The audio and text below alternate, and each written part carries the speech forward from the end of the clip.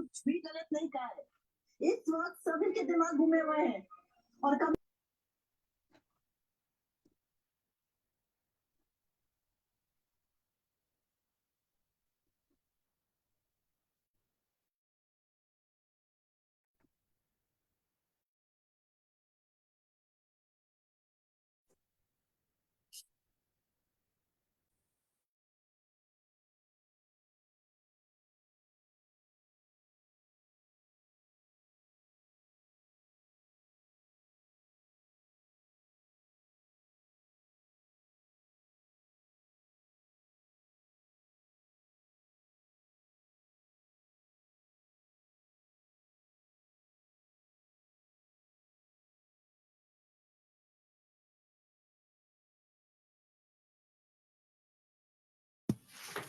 જય શ્રી કૃષ્ણ.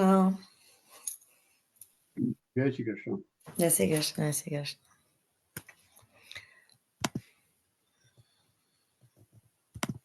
આપણે આજનો સત્સંગ મંગલાચરણથી શરૂ કરીશું.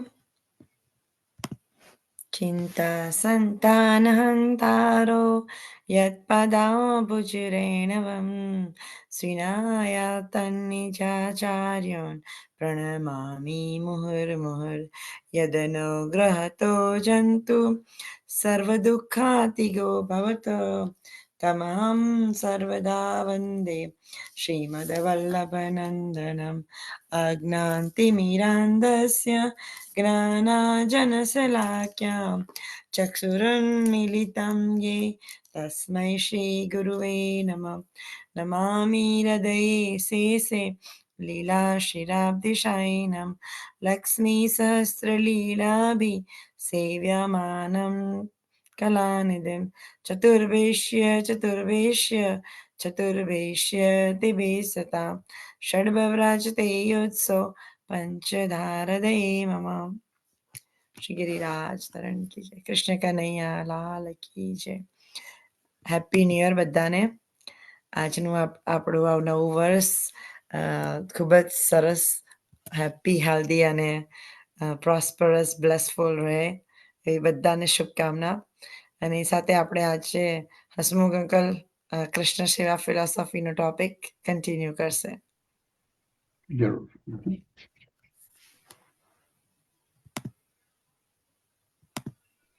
સૌ જીવોને હસમુખ શાહના જય શ્રી કૃષ્ણ, જય શ્રી વલ્લભ, દંડવત પ્રણામ અને નૂતન વર્ષાભિનંદન. આજે આપણે પુષ્ટિ સેવાનું તત્વદર્શન અને આચરણ, ફિલોસોફી એન્ડ પ્રેક્ટિસ ઓફ પુષ્ટિ સેવા વિષયને આગળ વધારીશું. આ વિષયના સંદર્ભમાં અત્યાર સુધીમાં આપણે શ્રી મહાપ્રભુજીના શુદ્ધ અદ્વૈતવાદ તથા એની પ્રેક્ટિકલ એપ્લિકેશન તરીકે પુષ્ટિ ભક્તિ માર્ગ, આપણા આરાધ્ય પરબ્રહ્મ કૃષ્ણ, તનુ વિતેજા કૃષ્ણ સેવાના મુખ્ય આશય, કૃષ્ણ સેવા અથવા કૃષ્ણ કથાની પસંદગી, શરણ મંત્ર દીક્ષા, બ્રહ્મ સંબંધ મંત્ર દીક્ષા, શ્રદ્ધા, નિષ્ઠા, નિસ્સાધનતા, દાસત્વ, દીનતા, શરણાગતિ, સમર્પણ, નિષ્કામ પ્રેમ, પ્રેમ લક્ષણા ભક્તિ, સહજતા, માયા, સંસાર, લૌકિક અલૌકિક, આશ્રય, અન્યાશ્રય, અનન્ય આશ્રય, અંતઃકરણ તથા પરબ્રહ્મ કૃષ્ણના સૃષ્ટિ સર્જન લીલા નાટકના ટોપિક્સ વિશે વાત કરી ગયા. આજે આપણે કૃષ્ણ સેવા અને કૃષ્ણ કથા આ બંને પ્રકારની સાધનામાં નડતરરૂપ બની શકે છે અને બને છે એવી થોડીક વાતો કરીશું. કોઈ પણ સાધનામાં નડતરરૂપ બને એવી વાતો હોય. ઘણી વખત આપણને એનો અંદાજ પણ નથી હોતો, પણ એ નડતરરૂપ હોય, એ નડતરરૂપ બની રહી છે એનો પણ આપણને ખ્યાલ નથી હોતો, કારણ કે આપણે જાણતા નથી હોતા. અને એ સાધના આપણી સ્લો કરી નાખે છે, ધીમી ગતિએ ચાલતી થઈ જાય છે. સાધનામાં વિક્ષેપ પણ ઊભો થાય છે. ઘણી બધી વાતો હોય છે, એમાંથી થોડીક વાતો આપણે લઈશું આજે. આ વાતો આપણામાંથી કોઈને કડવી લાગી શકે છે, ખોટું ના લગાડતા, પણ કડવી લાગી શકે છે. પરંતુ આ વાતો બિલકુલ શુદ્ધ રૂપે સૈદ્ધાંતિક છે અને સાધના માટે જરૂરી છે. અને આ વાતો આપણી પુષ્ટિ સાધનામાં બાધારૂપ ના બને એનું ધ્યાન આપણે એક વૈષ્ણવ તરીકે રાખવું અત્યંત જરૂરી છે. કોઈ પણ સાધનામાં એક ધ્યાન હોવું જરૂરી છે. એટલે ધ્યાન ભટકે એવી કોઈ પણ વાત આપણે કરવી ના જોઈએ. કોઈ પણ પુષ્ટિ સેવાની વાત જે કરીએ છીએ આપણે મોટાભાગે પુષ્ટિ સેવાની વાત કરીશું, પણ એ જ કૃષ્ણ સેવાની વાત કરીશું, પણ કૃષ્ણ કથાને પણ એ જ લાગુ પડે છે.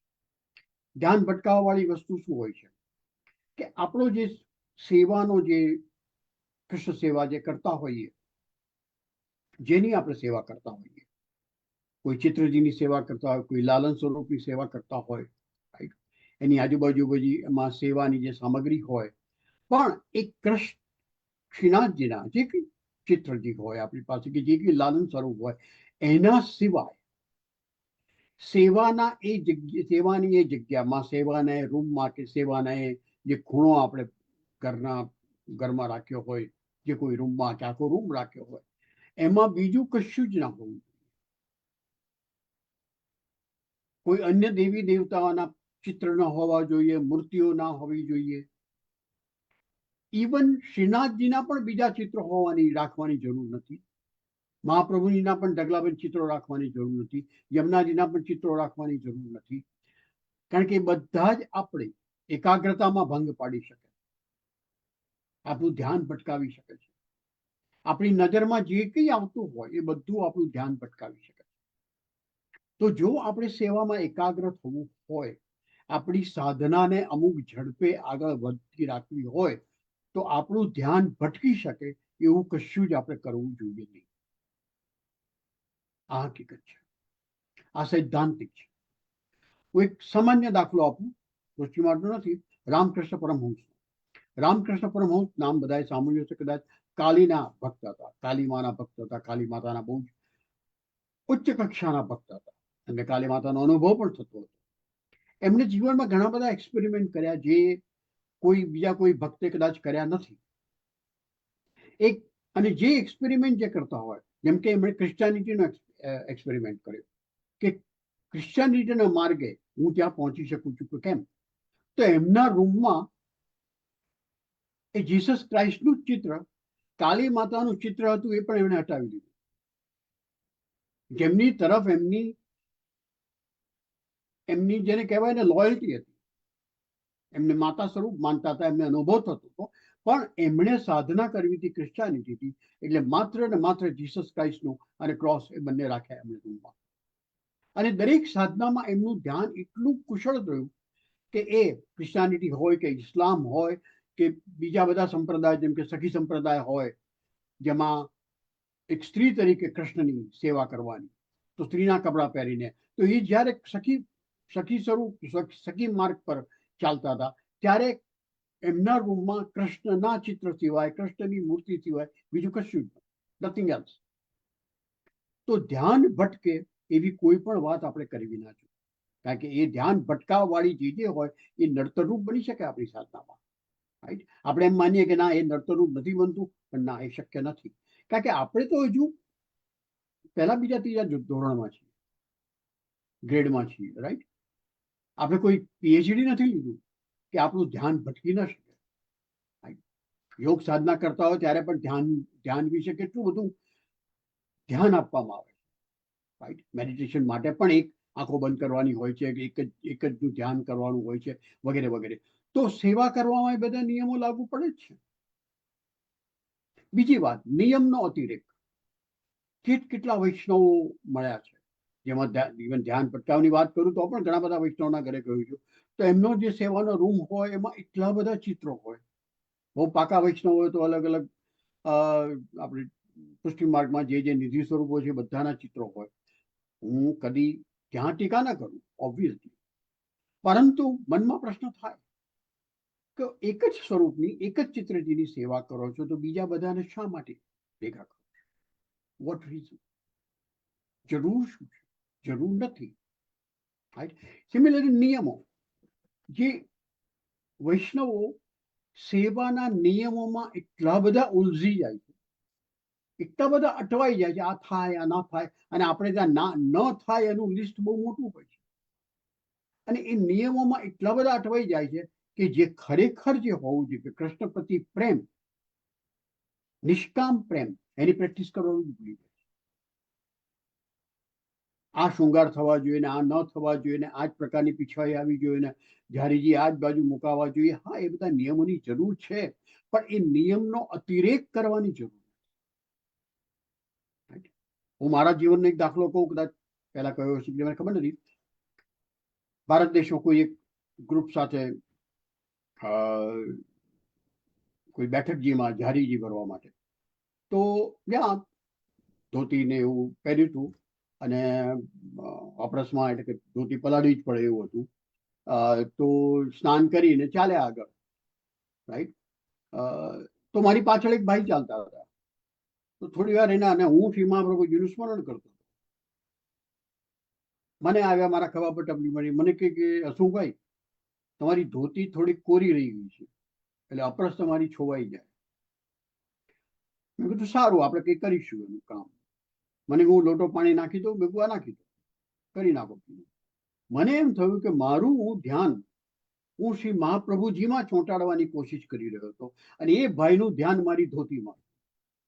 આ નિયમનો અતિરેક, આ નિયમનો અતિરેક, રાઈટ. અને આ નિયમનો અતિરેક આપણને ભાન પણ નથી હોતું ને એવી થઈ જાય છે, રાઈટ. તો નિયમના અતિરેકથી બચવું. કૃષ્ણની સેવામાં પ્રેમ જ નિયમ છે. કૃષ્ણ માટેનો નિષ્કામ પ્રેમ એ જ નિયમ છે મુખ્ય.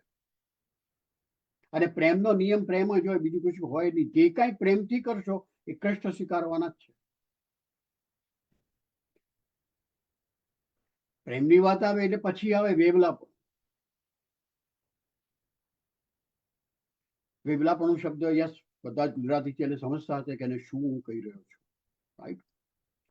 દાખલો આપું તો ન્યુયોર્કના મંદિરમાં એક વૈષ્ણવ બહેન હતા. દર્શન કરવામાં હંમેશા થોડા મોડા આવે. મંદિર એ વખતે તો નાનું સરખું હતું. બધા બેઠા હોય, બધાને ધક્કા મારીને આગળ જઈને બેસે અને પછી રડવા લાગે. એ તારા વિના મારું શું થશે કૃષ્ણ ને આમ ઠાકોરજી ને આમ તેમને વગેરે વગેરે વગેરે. બધાને એ વેવલાપણું લાગતું. એમનો એ વિરહ, એમના એ આંસુ સાચા હતા કે ખોટા એનામાં ન પડીએ આપણે, પણ મૌન રહીને પણ વિરહ વેદના અનુભવી શકાય છે. એનું પ્રદર્શન કરવાની જરૂર નથી. પ્રદર્શન કરવું એનું નામ વેવલા. જે ભાવનાની વાતો ઘણા બધા કરતા હોય છે, પુષ્કળ. કેટલા બધા વૈષ્ણવોની સાથે, ઘણા બધા વૈષ્ણવ જીવનમાં એટલા બધા વૈષ્ણવોને મળ્યો છું ભારત દેશમાં અને અમેરિકામાં. ઘણા બધા મંદિરોમાં, અહીંયા પણ 3 મંદિરોમાં ઇન્વોલ્વ થયેલું છે. ઘણા બધા વૈષ્ણવો સાથે વાર્તાલાપ કરવાનો તક મળી છે અને એમાંથી હું ઘણું બધું શીખ્યો છું. શું ન કરવું જોઈએ એ પણ મને અંદાજ આવ્યો. ભાવના. શ્રી હરિરાયજીનું એક પુસ્તક છે ભાવના વિશે. એટલે પછી આનો ભાવ આ ને આનો ભાવ આ ને આનો ભાવ આ, એમાં પડવાની જરા પણ જરૂર નથી. એ પણ એક વેવલાપણું છે મારી દ્રષ્ટિએ. કૃષ્ણને પ્રેમ કરો એ જ ભાવ, બીજું કશું જ નહીં. ઝારીજીનો આ ભાવ છે ને સિંહાસનનો આ ભાવ છે ને પોપટનો આ ભાવ છે ને માળાનો આ ભાવ છે. એ હરિરાયજીએ પુસ્તક લખ્યું એમનો ભાવ હતો. આપણે એને એડપ્ટ કરવાની જરા પણ જરૂર નથી. અને એમાં એના ઉપર વિવાદ કરવાની પણ જરૂર નથી. એ યાદ રાખવો એનો અર્થ શું કે ભાવ નથી કરી રહ્યા. આપણામાં ભાવ નથી. આપણે કોઈકનું ગોખેલું લખીને ભાવ કરી રહ્યા. એ ભાવ આપણી અંદરથી ઉત્પન્ન નથી થતો. હરિરાયજીનું પુસ્તક વાંચી કોઈએ આપણને કહ્યું કે આ ભાવ કરવાનો હોય. પ્રેમ થાય, પ્રેમ કરાય નહીં. કોઈ પણ લાગણી જયારે ફોર્સિબલી આપણે કરવાની કોશિશ કરીએ ને તો એ લાગણી હોય જ નહીં. પ્રેમ કરી ના શકાય. આપણે કહીએ છીએ કે પ્રેમ કરવો, પણ પ્રેમ કરી ના શકાય. પ્રેમ થઈ જાય. It happens. બીજું વેવલાપણું છે ગોપી ભાવ. સત્સંગમાં ઘણી વખત સાંભળ્યું છે કે હા એકબીજાને ગોપી તરીકે ઉદ્દેશતા હોય કે હા ના તમે પણ ગોપીને અમે પણ ગોપીને વગેરે વગેરે, રાઈટ. ના, આપણામાંથી કોઈની પણ એ લાયકાત નથી કે ગોપીના જેવો ભાવ આપણામાં હોઈ શકે. એ પહોંચીએ ત્યારની વાત ત્યાર છે. અત્યારે તો નથી જ નથી, ને ગેરંટી સાથે હું કહી શકું છું કે કોઈનામાં નથી. ગોપી ભાવ એટલે સર્વાત્મ ભાવ, ગોપી ભાવ એટલે શરણ ભાવ, ગોપી ભાવ એટલે એક શરણાગતિનો, સમર્પણનો, નિષ્કામ પ્રેમનો એવો ભાવ કે જેને આપણે હજુ ઓળખતા છે. તો આપણે આપણી જાતને ગોપી તરીકે કેવી રીતે ઓળખાવી શકીએ? અને એવું કરવાની જરૂર શું છે? આપણે વૈષ્ણવ છીએ, હું સેવા કરી રહ્યો છું, મહાપ્રભુજીની કાનીથી સેવા કરી રહ્યા છે, એક દીનતાનો ભાવ રાખીએ. રાઈટ? ગોપી ભાવ કૃષ્ણ આપશે. આપણે એની પ્રેક્ટિસ ના કરી શકીએ, આપણે એનો દંભ કે દેખાડો ન કરી શકીએ. એટલે ગોપીજન નું બિરુદ આપણે ઓઢી લેવાની જરાય જરૂર નથી. એ ટાઇટલ આપણે લેવાની જરૂર નથી, કારણ કે એ ટાઇટલને આપણે લાયક છીએ જ, નોટ એટ ધ મોમેન્ટ. અને આ બધું જ છે ને આપણી સાધનામાં નડતર રૂપ બને છે, કારણ કે દંભ છે. પછીની વાત છે સાત્વિક અહંકાર. અહંકાર પણ સાત્વિક હોઈ શકે છે.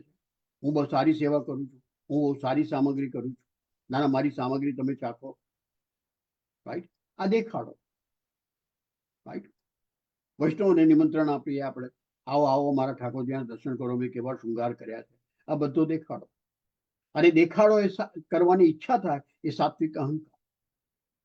જરૂર જ નથી હોતી. આપણે ત્યાં જે ઠાકોરજી પધરાવેલા છે એ આપણા પર્સનલ ઠાકોરજી, એમની સાથેનો સંબંધ એ આપણો અને એમનો સંબંધ છે. બહારના કોઈની સાથે કોઈ એમને લેવા દેવા નથી. નથી એમને લેવા દે ને નથી આપણે લેવા દેવા.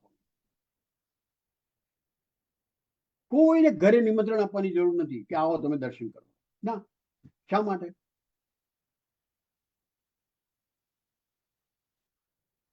ઇવન કોઈ મનોરથ કરીએ ત્યારે પણ નહીં.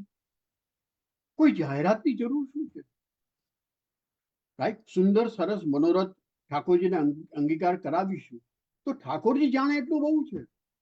આપણે પડોશીને જણાવવાની શું જરૂર છે? કે મિત્રોને જણાવવાની શું જરૂર છે? સગાવાલાને જણાવવાની શું જરૂર છે? કારણ કે દેખાડો કરવાની વૃત્તિ થાય, અમારી હરીફાઈ જન્મે, કોમ્પિટિશન જન્મે. ના ના આ તો આપણે તો બહુ સરસ કર્યું છે, મારે એવું કરવું જોઈએ. ના, કૃષ્ણને આપણા શૃંગારની, આપણા ભોગની કશી જ પડી નથી. આપણે જે શૃંગાર લાવીએ છીએ પછી પછી $5 કે 50 કે $5000 હોય, ઓછી પડી નથી. જે આ બધાનો સ્વામી છે, રાઈટ? એને શું આપણે એને આભૂષણ આપ્યા છે એની પડી? ના. આપણે હરીફાઈ શેની કરીએ છીએ? એ બધાની કરીએ છીએ. તો એ હરીફાઈમાં પડવા જેવું જ નથી. આપણી સેવા આપણી છે, આપણી અંગત છે. હા, આપણા ફેમિલી વાળા હોય બરાબર, આપણું કુટુંબ છે, એક જ ઘરમાં રહેતા હોય, એ બધા જ કુટુંબીજનો આપણી સાથે જોડાયેલા. તો સાત્વિક અહંકારમાં કદી ના પડવું. અને આપણને અંદાજ નથી હોતો કે અહંકાર ક્યાં છે, આવી જાય છે. આપણા ઠાકોરજીનો પ્રસાદ પણ કોઈકને આપણે આપીએ તો આપણા મનમાં એવી આશા ના હોવી જોઈએ એવો એમ કે એ કહેશે કે ના ના સામગ્રી તો બહુ સરસ બની છે. રાઈટ? બહુ સુંદર બની છે. બહુ અમુક એની ટર્મિનોલોજી છે. રાઈટ? સરસ ના કહેવાય, સુંદર કહેવાય. રાઈટ? ટેસ્ટી બન્યું છે એમ ના કહેવાય, સુંદર બન્યું છે એમ કહેવાય. આ બધી વૈષ્ણવની એક જાતની ટર્મિનોલોજી છે. I personally don't believe in that one anyway. પણ એવી આશા શા માટે રાખી કે કોઈ કહે કે ના ના તમારા ઠાકોરજી બહુ સુંદર આરોગ્ય છે, કે તમે બહુ સરસ સામગ્રી બનાવી છે? ના, nothing doing like that.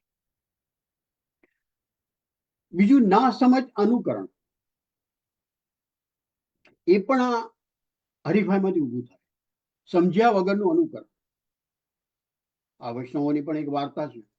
Right? કે એક્ઝેક્ટલી યાદ નથી પણ સમથિંગ કે ડોશીમાં હતા ને બહુ ઉચ્ચ કક્ષાના વૈષ્ણવ, તો એમણે પેલી ખીર બનાવી હતી અને ગરમ ગરમ હતી, તો બીજું કશું મળ્યું નહીં, તો એમણે દાંતણ અંદર મૂક્યું કે પેલું થોડું હલાવે એનાથી ઠાકોરજી એમ. તો કોઈ વૈષ્ણવ દર્શન કરવા આવે મળવા આવ્યા છે, એમણે દર્શન કર્યા એટલે કે હો તો બહુ ઉત્તમ કક્ષાના વૈષ્ણવ છે, દાંતણ ધરાવે છે. બધાએ દાંતણ ધરાવવાનું ચાલુ ખીરમાં. આ સમજ વગરનું અનુકરણ. અને અલ્ટિમેટલી વાત ઘુસાય છે કે મહાપ્રભુજી હોય એમની પાસે પહોંચી, તો કે તમે બધા મૂર્ખા છો. એમને તો રીઝન હતું, અને કે દરરોજ નથી દાંતણ થતા, એ જ દિવસે ધર્યું, કાંઈ બીજું કશું મળ્યું નહીં એમ. એટલે સમજ વગરનું અનુકરણ, અને થાય હંમેશા જ્યાં પ્રેમ ના હોય, કૃષ્ણ માટેનો પ્રેમ ના હોય અને પ્રેમનો દંભ જ હોય ને, ત્યાં અનુકરણ કરવાની. રાઈટ. આપણે આપણા છોકરાને કેવી રીતે ટ્રીટ કરવું એ પડોશી પાસે શીખવા જઈએ ખરા કોઈ દિવસે? કે આપણે આપણા પતિ સાથે કેવો વ્યવહાર કરવો એ બાજુવાળી બેનપણીને પૂછવા જઈએ કે તું એની સાથે, તારા પતિ સાથે કેવો વ્યવહાર કરે છે? આપણે કોઈ શિખામણ લેવા જતા નથી. તો ઠાકોરજીની સેવા કરવા માટે શા માટે કોઈ પણ શિખામણ લેવા જવાની જરૂર છે, કે કોઈનું પણ અનુકરણ કરવાની જરૂર છે? Absolutely not. પછી ભક્તિમાં સામાજિક વ્યવહાર, આની ચર્ચા તો ઘણી વખત થઈ છે, અને વેરી પબ્લિકલી. સત્સંગ ગ્રુપમાં એક વ્યવહાર હોય છે, ઘણી વખત ઘણી બધે ઠેકાણે જોયો છે, કે ભાઈ ચલો કોઈક ઇન્ડિયા ગયા અને ત્યાંથી એમ કે ચલો સત્સંગમાં બધા ભેગા થાય છે, તો એમને ઠાકોરજી માટે મૂકી. શા માટે?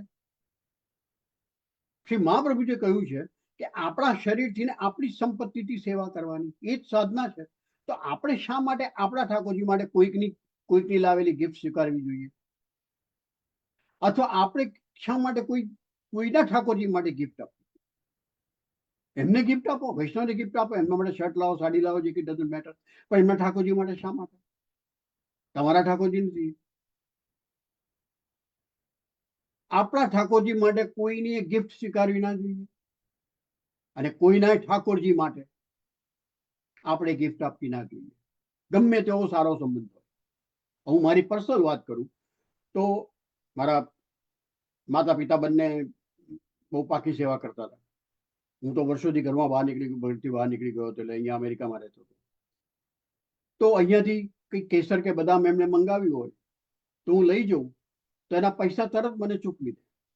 તો પહેલી વખત એમણે એવું કર્યું ત્યારે મને ખરાબ પણ લાગ્યું કે હું તો દીકરો છું ઘરનો, તમે કેમ આમ કરો છો? મને કે હા, પણ તું અહીંયા રહેતો તો તારા ઠાકોરજી, બાકી નહીં. તું આ ઘરમાં રહેતો હોય તો તારા ઠાકોરજી ખરા, બાકી નહીં. તું ભલે મારો દીકરો, તું મારા માટે લાવ્યો તો એના પૈસા નહીં આપે, પણ મારા ઠાકોરજી માટે તું લાવીશ તો હું એ પૈસા આપી દઈશ, અને હું લઈ લેતો. સમજ્યા? તો મારા ફાધર મધર પણ મને એના પૈસા ચૂકવી દેતા હતા. હજુ આજે પણ મારી બેન ત્યાં આગળ છે, એ મને કેસર કેવું મંગાવે તો મને તરત રોકડા પૈસા ચૂકવી દે કે નહીં હસુભાઈ, આ ઠાકોરજી મારા છે, એટલે મારે એમની મારા પૈસે જ સેવા કરવાની. તો ભક્તિમાં સામાજિક વ્યવહાર ના ચાલે, આપણે લગાડવા માંગીએ છીએ. શા માટે?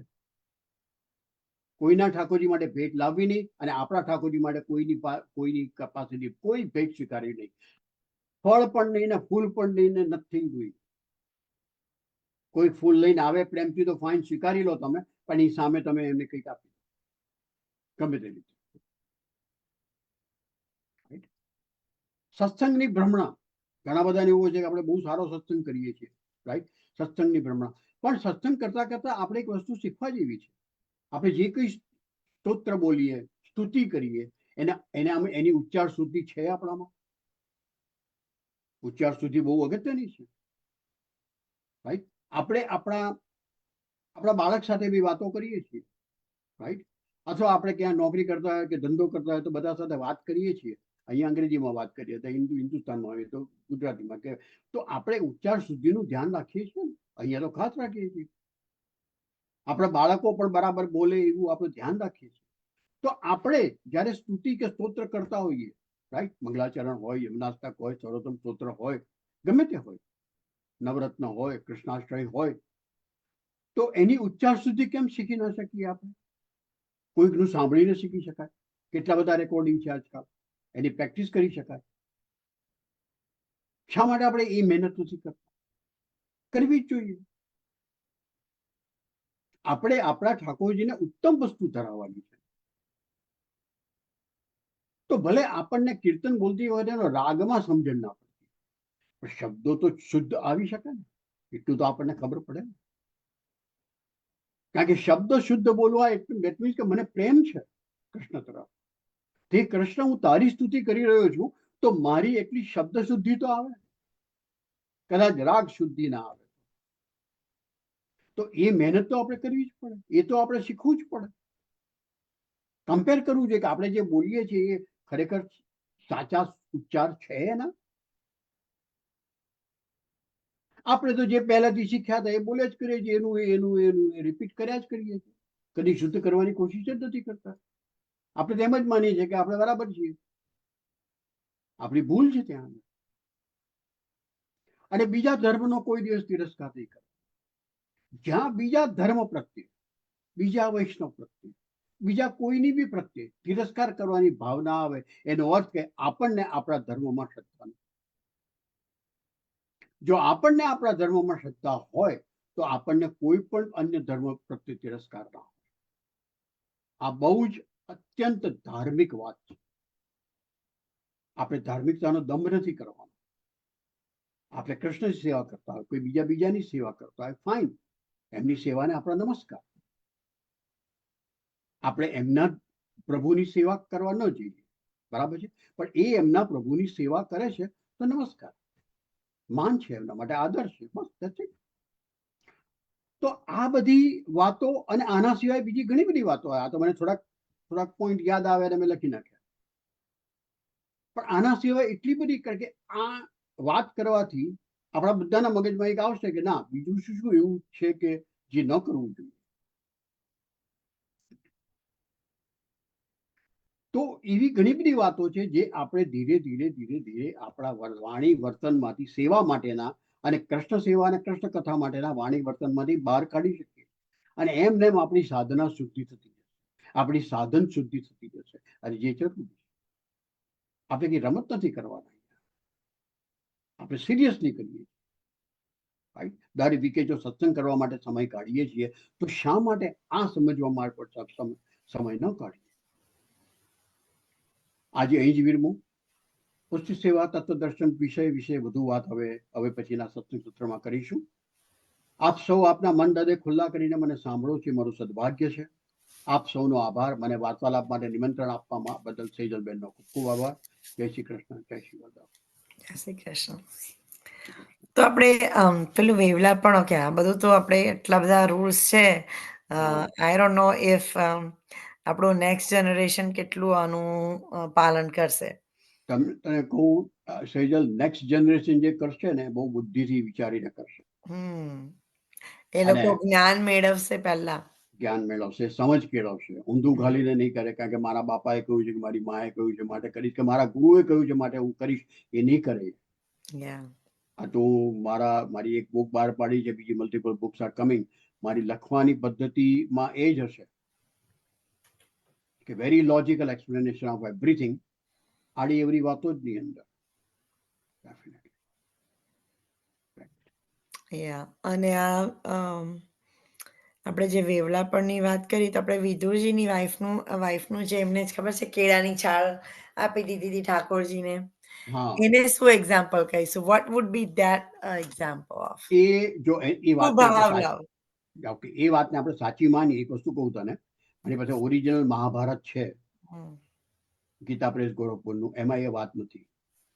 એટલે ઘણી બધી વાતો આમ ચાલુ થાય છે, પરંતુ કેળાના બદલે કેળાની છાલ આપી એ એમની ભાવની ચરમ સીમા હતી. એમનું ધ્યાન કેળામાં નહીં, એમનું ધ્યાન કૃષ્ણમાં હતું. બરાબર છે, એમનું ધ્યાન કેળામાં નહોતું. આજે મંદિરોમાં અને અહીંના મંદિરોમાં મેં બીજું કે જે વૈષ્ણવો, 2-4 વૈષ્ણવો જે મોનોપોલી રાખીને બેઠા હોય છે ઠાકોરજી માટેનો મેવો સિદ્ધ કરવા માટે, રાઈટ, એ એક કેળું 3 જણા હેન્ડલ કરે એવી રીતે એમની આખી પ્રોસિજર હોય છે. હવે વિચાર કરો કે એક જ કેળું 3 જણા કાપે તો કેળાની શું દશા થાય? એ ઠાકોરજીનો વિચાર નથી કરતો. એમ નથી કહેતા કે ભાઈ 3-4 પ્રકારના મેવા છે તો કે તમે દ્રાક્ષ સિદ્ધ કરો, હું કેળા સિદ્ધ કરીશ, તમે સફરજન કરો. ના, સફરજનના બધાને ટુકડા કરવા હોય છે, દ્રાક્ષને પણ બધાને અડવું જ હોય છે, કેળાને પણ બધાએ અડવું જ હોય છે. એટલે મેન્ટાલિટી જ ખોટી છે, પોતાનો વિચાર કરી ઠાકોરજીનો નહીં. એટલે મને એક આશ્ચર્ય થાય છે કે એમને ખરેખર વૈષ્ણવ કહેવા. એ પોતાને સેવા મળે, સફરજનની સેવા મળે, કેળાની મળે, દ્રાક્ષની મળે, પછી બીજા જે કઈ ફ્રૂટ હોય એની સેવા કરે, એનો ઉપચાર કરે. કૃષ્ણને શું એક જ કેળું 3 જણના હાથમાં ફરીને આપણે પણ ન જમીએ તો કૃષ્ણ ક્યાંથી જમશે? એ વિચાર એમનામાં નથી આવતો. અને આ મેં નજરે જોયેલું છે, માટે હું કહી રહ્યો છું. અમેરિકાના મંદિર બીજું પેલું આપણે જે જોયેલું જ છે. બીજી બધું પેલું આવે છે ને કે આવો ભાવ રાખીને આ સેવા અને આનો ભાવ આ હા. કરવાથી આ છે ભાવ. I don't think I believe in that, and I don't think next generation is going to believe in that too. Because really, who cares? As long as તમે really focus on your seva and bhav, you know, does it really matter કે આમાં આનો ભાવ અને આનો ભાવ? ત્રણ આશય છે કે સેવાથી આપણો અહંકાર દૂર થવો જોઈએ, સેવાથી આપણો માલિકીપણાનો ભાવ દૂર થવો જોઈએ, અહંતા મમતા દૂર થવા જોઈએ, અને સેવાથી આપણે નિષ્કામ પ્રેમ કરતા શીખવું પડે. અને પ્રેમની આગળ નિષ્કામ એટલા માટે લગાડું છું કે ઓકે બદલાની કોઈ આશા નહીં, ઠાકોરજી. અને એ 3ની પ્રેક્ટિસ કરવી પડે. એ સેવા એના માટે જ છે. સેવાના નિયમો વિનમો બધું બાજુ પર મૂકી દો તો પણ એના માટે જ સેવા છે. બાકી એક વૈષ્ણવની આપણે અષ્ટસખાના જ એક વૈષ્ણવની વાત છે કે જે એટલા ગરીબ હતા કે એમની પાસે છોલે એટલે ચણા સિવાય કશું હોતું જ નથી, રાઈટ? તો એ ચણા જ ધરાવતા હતા અલગ અલગ પડિયામાં કે ભાઈ આ દાળ, આ ભાત, આ શાક, આ મીઠાઈ, બરાબર છે. અને ઠાકોરજી આરોગતા હતા. ઠાકોરજીને કોઈ જરૂર નથી આવડી એવી વસ્તુ. એમને પ્રેમ જોઈએ અને નિષ્કામ પ્રેમ, ત્યાં એ અગત્યની વાત છે. અને નિષ્કામ પ્રેમનો દંભ ના થઈ શકે. એટલે એમને દંભ વિનાનો પ્રેમ જોઈએ, વેવલાપણા વિનાનો પ્રેમ જોઈએ. મારી પાસે કશું જ માંગવાનું નહીં એમની શરત છે પ્રેમ કરવા માટે. હું જે આપું એ લેવાનું, હું જેમ રાખું એમ રહેવાનું. હું માત્ર ચણા આપું જીવનમાં તો ચણા ખાવા. એ કક્ષાએ પહોંચતા વાર લાગે, પણ એ સમજતા હોઈએ તો આડી એવડી વાતો આપણે ન કરીએ. Thank you. જય શ્રી જય કૃષ્ણ. શ્રી કૃષ્ણ. જય શ્રી કૃષ્ણ. મારે જવું પડશે. શ્યોર. Thank you. આપણે આજના સત્સંગમાં ઉર્વશીબેન આવ્યા હોય તો આપણે કનૈયાલાલ ક્ષત્રી આગ્રાના એમની 84 વૈષ્ણવની વાર્તા સાંભળી. I'm here. ગુડ. જય શ્રી કૃષ્ણ. હેપી ન્યુ જય year. Shri Krishna. Happy new year. Okay, સરળ વૈષ્ણવ જય શ્રી કૃષ્ણ. આજે આપણે કનૈયા સાલ ક્ષત્રી અને આગ્રાના એમની કથા વાંચીએ. હવે શ્રી આચાર્યજીના સેવક કનૈયા સાલ ક્ષત્રી આગ્રામાં રહેતા કનૈયાલાલ. ના, કનૈયા સાલ. કનૈયા શાલ છે? ના હોય. યા. ઓકે.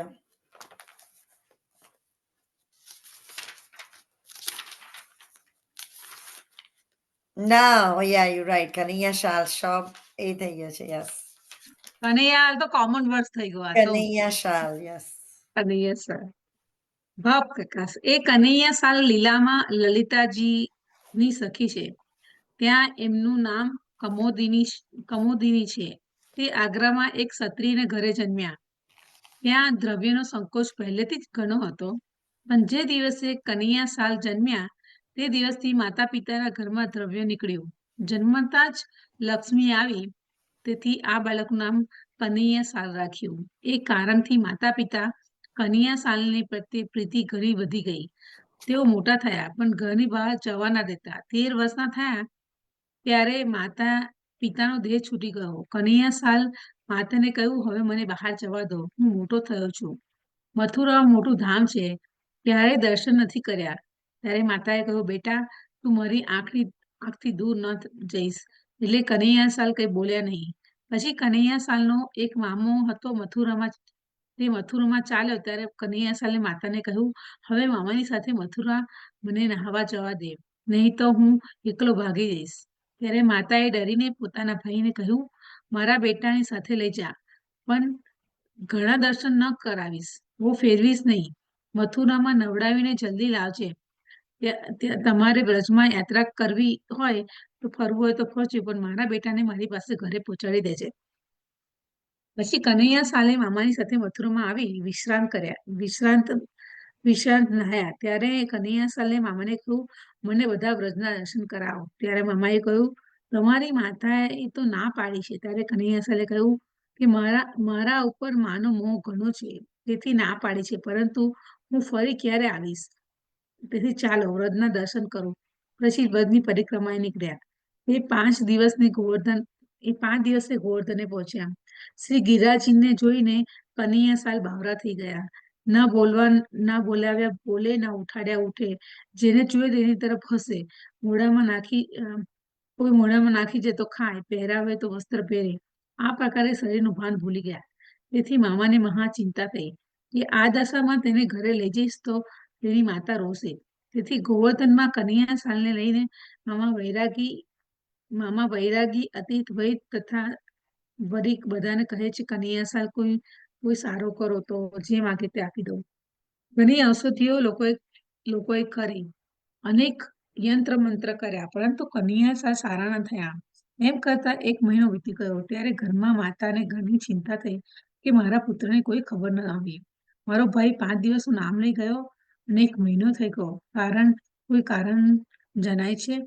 તેથી એક મનુષ્યને બોલાવીને કહ્યું કે મથુરા જા, વ્રજમાં મારો ભાઈ અને પુત્ર ગયેલા છે, તેને જોઈ આવ. તેઓ ક્યાં છે, શું કરે છે, કેમ છે, બધા સમાચાર લઈ આવ.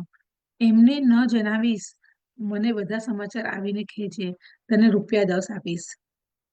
એટલે એ મનુષ્ય ચાલ્યો. તેને મથુરામાં ખબર પડી કે તેઓ ગોવર્ધનમાં છે. તે ગોવર્ધનમાં આવી બંનેને જોઈ આગ્રા પહોંચ્યો અને કનૈયાએ માતાને કહ્યું કે તારો બેટો તો બહોળો થઈ ગયો છે, શરીરનું ભાન નથી. તારો ભાઈ જંત્ર મંત્ર અને કરે છે અને ઔષધો પણ કરે છે. આથી માતાને ઘણું દુઃખ થયું. હું આ માટે મારા પુત્રને બહાર નહોતી કાઢતી, હવે શું કરું? પછી તે મનુષ્યને કહ્યું કે એક ડોલી ભાડે કરી લાવો અને તમે મારી સાથે ચાલો. તમને રૂપિયા 10 આપીશ. તમને 10 રૂપિયા બીજા આપીશ. મને મારા પુત્ર પાસે પહોંચાડી દો. ત્યારે તે માણસે ડોલી ભાડે કરી લાવ્યો અને તેને માતા 1000 રૂપિયા લઈ ડોલી પર બેસી ચાલી ગોવર્ધનમાં આવી પુત્ર પાસે જઈ પુત્રને હૃદયથી લગાડી રુદન કર્યું. પછી ભાઈને ખીચીને કાઢી મૂક્યો. તે મારા પુત્રને બહોળો કર્યો છે. પછી અનેક ગુણીને તે માતાને બોલાવ્યા, પરંતુ કનૈયા સારા ન થયા. એટલે ગોવર્ધનના બધા વ્રજવાસીઓ પૂછ્યું કે કોઈ એવો મહાપુરુષ બતાવો કે જે મારા પુત્રને સારો કરે, તેથી હું દાસી થઈને રહું. તે સમયે સદુ પાંડે અન્યોરથી ગોવર્ધન આવ્યા. તેમને ડોકરીએ પુત્ર વિશે પૂછ્યું. ત્યારે સદુ પાંડેએ કહ્યું કે અમારા ગામમાં શ્રી આચાર્યજી પધાર્યા છે અને કેટલાય વ્રજવાસીઓને પરચો દઈ શરણે લીધા છે. ગોવર્ધન પર્વતમાંથી શ્રી ગોવર્ધનનાથજી પ્રગટ્યા છે. તેથી શ્રી આચાર્યજી સાક્ષાત ભગવાન છે. એમના મનમાં આવે તો શું વાત, પરંતુ અમારું નામ શ્રી આચાર્યજી મહાપ્રભુજી આગળ દઈશ નહીં. ત્યારે તે ઋષિએ કહ્યું, તમે મને તમારા ગામમાં લઈ જાઓ, હું વિનંતી કરીશ, તમારું નામ નહીં લઉં. ત્યારે સદુપંડો કહે, ચાલો, હું મારા ગામમાં જઉં છું અને માતા કનૈયા સાલને પણ સાથે અન્યો લઈ આવી. પછી એક ઘર વ્રજવાસીનું લઈ તેમાં કનૈયા સાલને બેસાડીને તાળું ખોલ્યું. પછી આવીને શ્રી આચાર્યજીને દંડવત કર્યા. ત્યારે શ્રી આચાર્યજી કહે, ડોસી એમ જાણ્યું છે કે તું શાના માટે આવી છું? તારા પુત્રને અહીં લઈ આવ, અમે સારો કરી દઈશું. વધારે વાત ન કર. અને ડોસીએ કનૈયા સાલને લઈ શ્રી આચાર્યજી પાસે આવી. ત્યારે શ્રી આચાર્યજીએ જારીમાંથી જલ લઈ વેદ મંત્ર ભણી કનૈયા સાલ ઉપર છાંટ્યું. એટલે કનૈયા સાલ સાવધાન થઈ ગયા. તે આચાર્યજીને દંડવત કરીને કહ્યું, મહારાજ, હું તો ઘણો સુખી હતો. વ્રજની ગોવર્ધન લીલામાં મગ્ન હતો, ત્યારે મને બહાર આપે કેમ કાઢ્યો?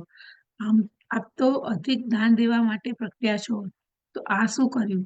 ત્યારે શ્રી આચાર્યજી કહે, ઉચ્છલિત રસ ઉપર પ્રેમનો કોઈ દિવસ ઉચ્છલિત રસ ઉપરનો પ્રેમ કોઈ દિવસ વહી જાય, તેથી તને સાવધાન કર્યો.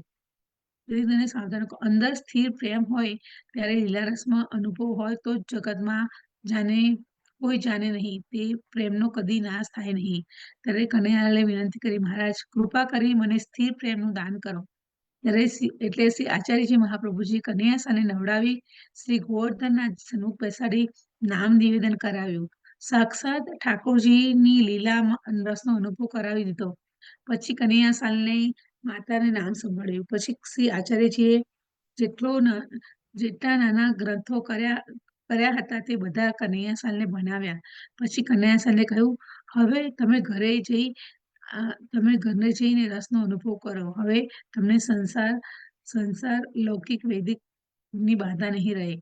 ત્યારે કનૈયા સાલની માતા એ 1000 રૂપિયા ભેટ ધરી વિનંતી કરી, મહારાજ મારા ઉપર મોટી કૃપા કરી. આપ સાક્ષાત પુરુષોત્તમ છો. તમારા વિના મારા પુત્રનો કોણ જાને સારો કરત. ત્યારે શ્રી આચાર્યજી કહે છે, હવે તું પુત્ર લઈને ઘરે જા. ત્યારે કનૈયા સાલની માતાએ શ્રી આચાર્યજીને વિનંતી કરી, મહારાજ એકવાર આજ્ઞા મારે ઘરે પધારો. એકવાર આગ્રામાં મારે ઘરે પધારો. આપની ઘણી મેર છે, તે મારું ઘર અંગીકાર કરી પાવન કરો. ત્યારે શ્રી આચાર્યજી કહે છે, અંતે પધારીશું ત્યારે તમારે ત્યાં પધારીશું. હવે તમે ઘરે જાઓ. ત્યારે કનૈયા સાલ અને ડોશી દંડવત કરીને શ્રી આચાર્યની વિદાય લીધી. આગ્રા આવ્યા. કનૈયા સાલ તો લીલામાં મગ્ન હતા, ત્યારે ડોશીએ ઘરનું બધું કામ કરતી. પછી શ્રી આચાર્યજી મહાપ્રભુજી જ્યારે આગ્રા પધાર્યા ત્યારે કનૈયા સાલને ઘરે ઉતર્યા. બધા ગ્રંથો ભાવ પુષ્ટિમાર્ગનો સિદ્ધાંત કનૈયા સાલના હૃદયમાં સ્થાપન કર્યો. 5 રાત્રિ રહ્યા. તે વખતે ડોશીએ ઘણી ભેટ કરી. પછી આપ મહેલે પધાર્યા. વાર્તા પ્રસંગ 1. પછી ગોસાઈજીએ શ્રી અક્કાજીને પૂછ્યું કે માર્ગની વાર્તા દામોદરદાસ દ્વારા જાણી, પરંતુ શ્રી આચાર્યજીના ગ્રંથ ક્યાં મળે? ત્યારે અક્કાએ કહ્યું, આગ્રામાં કનૈયાલાલ શાસ્ત્રી પાસે ગ્રંથો છે. ત્યારે શ્રી ગોસાઈજી કનૈયા સાલના ક્ષત્રિયના ઘરે પધાર્યા. કનૈયા સાલે પરમ પ્રીતિથી ગોસાઈજીને પધરાવે. પછી શ્રી ગોસાઈજી કનૈયા સાલને પાસે શ્રી આચાર્યજીના બધા ગ્રંથો ભણ્યા અને શ્રી ગોસાઈજીએ તે ગ્રંથોની ટીકા કરી. ત્યારે કનૈયા સાલે કૃપા કરીને ભણાવ્યા. પછી ગોસાઈજીએ પોતાના ગ્રંથો દાનલીલા, ઉલ્લાસ, વ્રત, ચર્ચા આદિ રહસ્ય ગ્રંથો જે કર્યા હતા તે બધા કનૈયા સાલને ભણાવ્યા. કનૈયા સાલ શ્રી ગોસાઈજીને દંડવત કરવા ન દેતા અને કહેતા કે મારા હૃદયમાં શ્રી આચાર્યજી બિરાજે છે. આ પ્રકારે આચાર્યજી અને શ્રી ગોસાઈજીની અત્યંત કૃપાથી કનૈયા સાલ સંયોગ રસ અને વિપ્રયોગ રસ બંને લીલામાં રસમગ્ન રહેતા. પછી શ્રી ગોસાઈજી અડેલ પધાર્યા. ભાવ પ્રકાશ.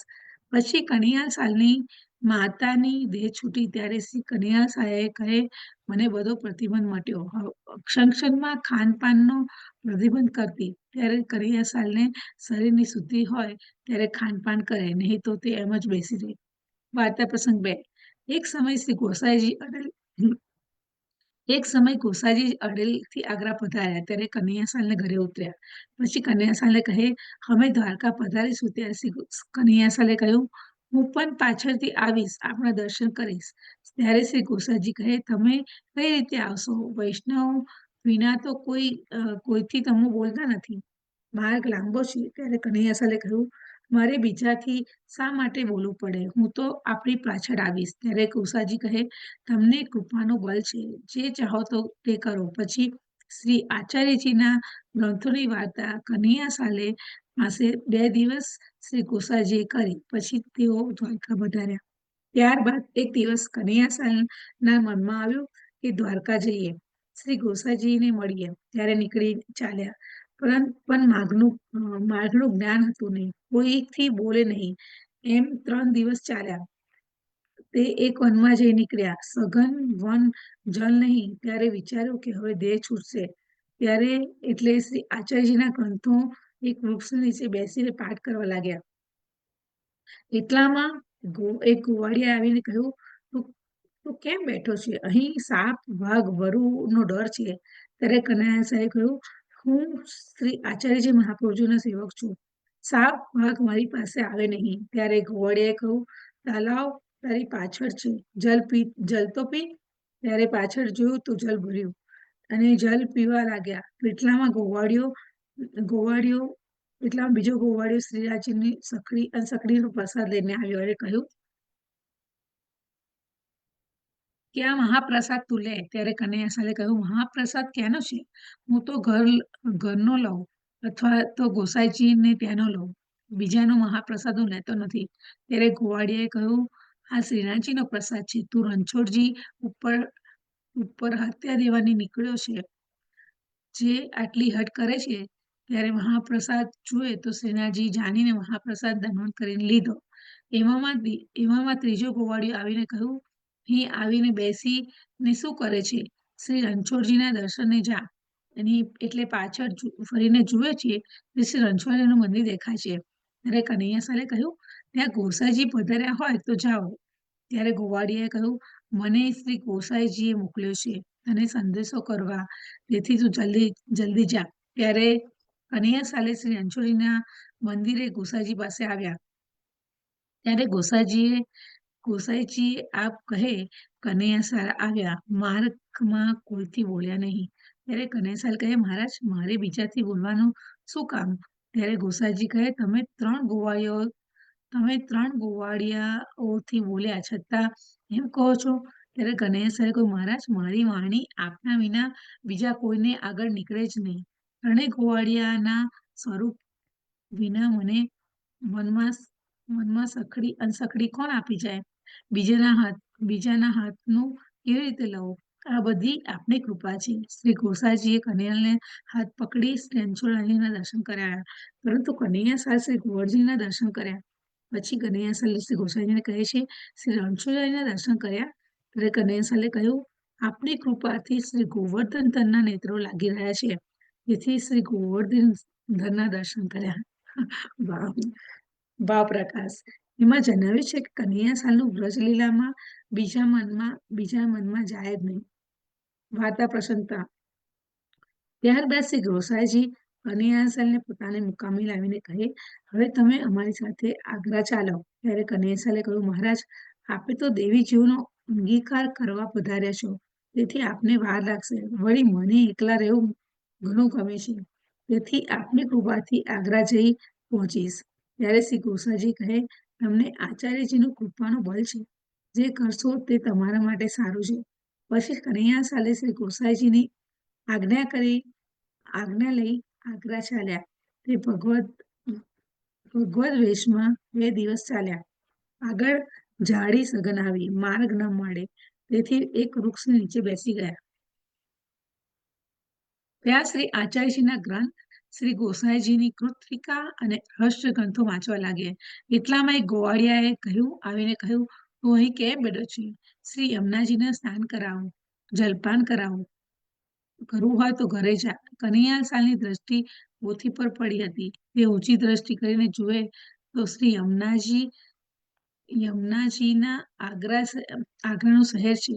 પછી શ્રી યમુનાજીમાં સ્નાન કરી, જલપાન કરી, પૂજાપાઠ કરી આવ્યા. શ્રી ગોસાઈજી દ્વારકાધીશ થોડા દિવસ આગ્રામાં પધાર્યા. ત્યારે કનૈયાલાલે પૂછ્યું, તમે આગ્રા કેટલા દિવસ અને કેવી રીતે આવ્યા? ત્યારે કનૈયાલાલે કહ્યું, મને તો ખબર નથી. આપ જ મને દ્વારકા લઈ ગયા, આપે જ મને આગ્રા પહોંચાડ્યો, એટલું હું જાણું. ત્યારે ગોસાઈજી પ્રસન્ન થઈને કહે છે, કનૈયાલાલ ઘરમાં પ્રસન્ન થઈને દિવસે કનૈયાલાલના ઘરમાં રહ્યા. ભગવત વાર્તા કરી અને બહુ જ પ્રસન્ન થયા. પછી શ્રી ગોસાઈજી અડલ પધાર્યા. કનૈયાલાલે લૌકિક વૈદિક ક્રિયા જ્યારે શરીરનું ભાન હોય ત્યારે કરે. કનૈયાલાલની એવી લોકવેદથી પર વાત છે, જે કહીએ તે કહેવાય તેવી નથી. ભાવ પ્રકાશ. કેમ કે કહીએ તો લોકો શ્રી ઠાકોરજી લીલાના ભાવની ખબર નથી, તેથી તેમને વિશ્વાસ ન થાય. તેથી પ્રકાશ નથી કર્યો. પણ પ્રેમની રીત અટપટી છે. સુરદાસે ગાયું છે, ગોપીજન નીચ માર્ગ સુર ન્યારો દિખરાયો. કનૈયા સાલ શ્રી આચાર્યજીના એવા કૃપાપાત્ર ભગવદીય હતા જેની વાર્તા ક્યાં સુધી પહોંચી. જય શ્રી કૃષ્ણ. બહુ સરસ વાર્તા હતી. બહુ સરસ વાર્તા હતી. જો ને એને કેવું એને જ ખબર પડી ગોસાઈજીને કઈ કઈ લઈ ગયા બધા ગોવાળિયાઓને મોકલીને સંદેશા આપે. હા. ગીતાજી મસ્ત. જય શ્રી કૃષ્ણ બધા વૈષ્ણવને જય શ્રી ગીતાજી શ્લોક કૃષ્ણ. છે ને ગીતાજી વાંચી લીધો ને શ્લોક હા, હજી ના. નથી વાંચ્યો. અમે વાંચીએ છીએ. હવે વાંચી ઓકે બહુ મસ્ત હતું. આ વાર્તા બહુ સરસ હતી. બહુ જ વાર્તા સરસ હતી. એમને કેવા કેવા જગ્યાએ પરાઈ ગયા હતા. કેવા વૈષ્ણવ છે. તો બહુ સરસ વૈષ્ણવ હતા. બહુ સરસ વૈષ્ણવ હતા. આપણે હવે 13-14 જ વાર્તાઓ બાકી રહી. 84 વૈષ્ણવની વાર્તામાં પણ આપણે ભાગવત પુરાણ વાંચીએ. રીટા આંટી, જય શ્રી કૃષ્ણ. જય શ્રી કૃષ્ણ. 3 પેજીસ ભાગવત પુરાણ વાંચી લઈએ. જય શ્રી કૃષ્ણ બધા જય શ્રી વૈષ્ણવને. કૃષ્ણ. જય શ્રી કૃષ્ણ. આપણે 5મો સ્કંદ ચાલુ કરીશું. 5મા સ્કંદમાં ભગવાન અવલૌકિક સ્થાન લીલાનું નિરૂપણ કરવામાં આવ્યું છે. તેને સ્થિતિ લીલા પણ કહેવામાં આવે છે. સ્થિતિ એટલે પ્રભુનો વિજય. વશ કરે તેનું નામ વિજય. વશ કરે તે ઈશ્વર. મનુ મહારાજના 2 પુત્રો ઉત્પાદનાદ અને પ્રિયવ્રત. ચતુસ્કંદમાં ઉત્પાદ રાજાના વંશની કથા કહેવામાં આવી. 5મા સ્કંદમાં પ્રિયવ્રત રાજાના વંશની કથા કહેવાશે. રાજા પરીક્ષિત સુખદેવજીને પૂછે છે, પ્રિયવ્રત રાજા ભગવાનના પરમ ભક્ત હોવા છતાં તેમને ગૃહસ્થાશ્રમ કેવી રીતે પ્રીતિ થઈ? સુખદેવજી પરીક્ષિત રાજાના મનનું સમાધાન કરે છે. તેઓ કહે છે, રાજન, ભક્તો નિરંતર ભક્તિ રસમાં ડૂબેલા રહે છે. કાળ, કર્મ કે સ્વભાવનો અંતરાય તેમને ન નડે. ભગવત ઈચ્છાથી કોઈ વખત તેમને પ્રીતિબંધ નડે તો તેઓ પ્રીતિબંધ ભગવાન પોતાની લીલા અથવા ભગવાનની મર્યાદા પ્રગટ થવા દે છે. પરંતુ અંતે તો તેઓ પ્રતિબંધ દૂર કરીને પ્રભુ નિજ ભક્તોને અંગીકાર કરી લે છે. સુખદેવજી કહે છે, વ્રત જેને પ્રિય છે તે પ્રિયવ્રત. રાજા પ્રિયવ્રત વ્રત પરાયણ હતા. પ્રભુને ગમે તેવા વ્રત કરતા. તેથી સાચા અર્થમાં તેઓ પ્રિયવ્રત હતા. તેમણે ભક્તિ કરવા માટે રાજ્યનો ત્યાગ કર્યો. લગ્ન કરી ગૃહસ્થાશ્રમ ધર્મનું પાલન કરવાની તેમની ઈચ્છા ન હતી.